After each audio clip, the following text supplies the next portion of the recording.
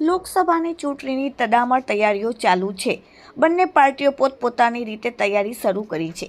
ત્યારે દરેક રાજકીય પક્ષો વિરોધી દળો પર આકરા પ્રહારો કરી રહી છે. ત્યારે હવે કોંગ્રેસ પાર્ટી દ્વારા આજે યોજાયેલી પત્રકાર પરિષદમાં વર્તમાન કેન્દ્ર સરકારમાં રહેલી ભાજપ પર આકરા પ્રહારો કર્યા હતા.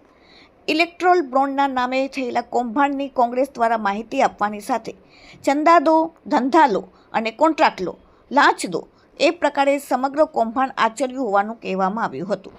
ઇલેક્ટ્રોલ બોન્ડ ચર્ચા કરતા ગુજરાત પ્રદેશ કોંગ્રેસના પ્રવક્તા નેસેત દેસાઈએ કહ્યું કે ઇલેક્ટ્રોલ બોન્ડના નામે સરકારે ચંદા દો, ધંધા લો, કોન્ટ્રાક્ટ લો, લાંચ આપો જેવું કામ કર્યું છે.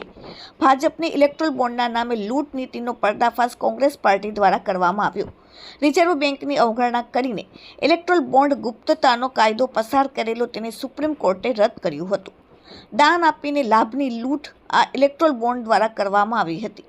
ઈડી સહિતના જેના પર કેસ થયા હતા તેમણે બધાએ સરકારને ખંડરી જેવી રકમ ભાજપને બોન્ડ સ્વરૂપે આપી હતી. ભ્રષ્ટાચારની નવી નીતિ રીતે પ્રસ્થાપિત કરવાનું કામ ભાજપ દ્વારા કરવામાં આવ્યું છે. કોર્પોરેટ ગ્રુપમાં 10 કંપની, 15 કંપની, 20 કંપની હોઈ શકે. એટલે કોર્પોરેટ સમૂહ જેના માલિક એક જ હોય છે. આરતીસ કોર્પોરેટ ગ્રુપને 179 કોન્ટ્રાક્ટ 6 વર્ષમાં મોદી સરકારે આપ્યા છે. કોર્પોરેટના પ્રોજેક્ટ લગભગ 4 લાખ કરોડની માત્ર રકમના છે. આ પ્રોજેક્ટ મેળવનાર કંપનીઓ દ્વારા 2000 કરોડના ઇલેક્ટ્રોલ બોન્ડ ખરીદવામાં આવ્યા હોવાનો આક્ષેપ કોંગ્રેસ દ્વારા કરવામાં આવ્યો. બીડું અને એવો ઉદ્દેશ માનનીય મોદી સાહેબે હાથ પર લીધો છે માટે એવો 405 ની વાત કરી રહ્યા છે. નક્કી હવે પ્રજાએ કરવાનું છે.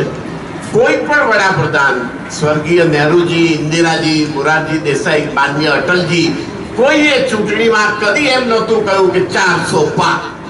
એમણે એમ જ કહ્યું હતું કે અમને સરકાર બનાવવા માટે મત આપો, અમને સરકાર બનાવવા દો, વિપક્ષ મજબૂત રાખો.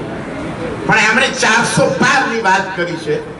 પછી તો ઈડી, સીબીઆઈ એનું અસ્તિત્વ જ નહીં રહે. સીધા દેશદ્રોહમાં સીધી જ કાર્યવાહી કોઈ પણ જાતની અદાલતો વગર થઈ શકે.